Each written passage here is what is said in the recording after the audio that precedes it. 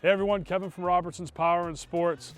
Today we're going to talk to you about a problem that some of you may have experienced before, maybe not, but maybe this will help save you a trip to the dealer in the future. If you have a CANAM product that the four-wheel drive isn't working on it, coupled with no backlights on your switches on your dash, we're going to show you what to look for.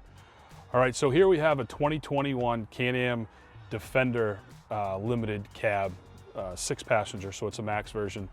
Something that had popped up with this one here in particular is the fact that the machine won't come out of four-wheel drive. It's stuck in four-wheel drive.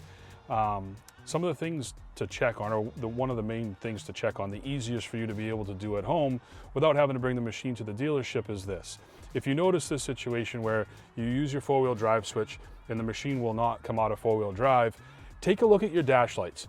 Any of the switches up here on the dash, except for the winch switch, but the headlight switch, your four-wheel drive switch, your diff lock in the back, if any of these switches aren't backlit, illuminated with the orange like you normally would see, it leads us to believe that we probably have an issue with a fuse, whether it's not seated all the way or it's possibly blown.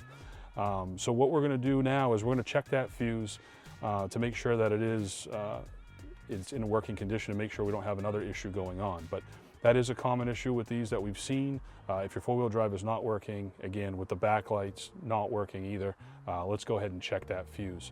And make sure that you consult your owner's manual for fuse box location. Again, this is a 2021 Defender Max limited cab, so fuse box locations will be different from vehicle to vehicle.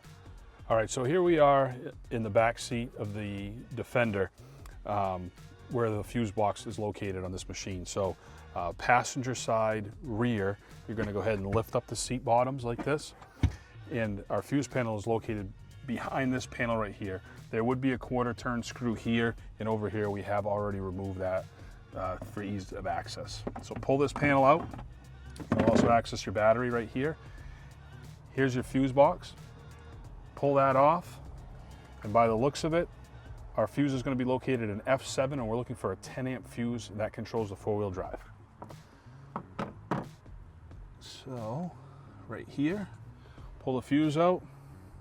Yep, it does look blown. So we're going to go ahead and replace this fuse and then recheck our dash and see if our four-wheel drive's working.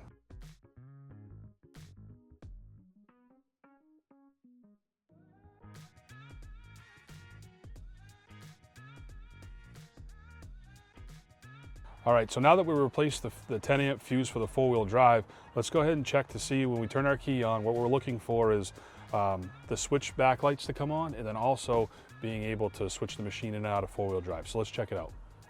Turn the key to the on position. Switch backlights are on, that's a good sign. The machine was stuck in four-wheel drive before. Let's go ahead and switch the four-wheel drive switch.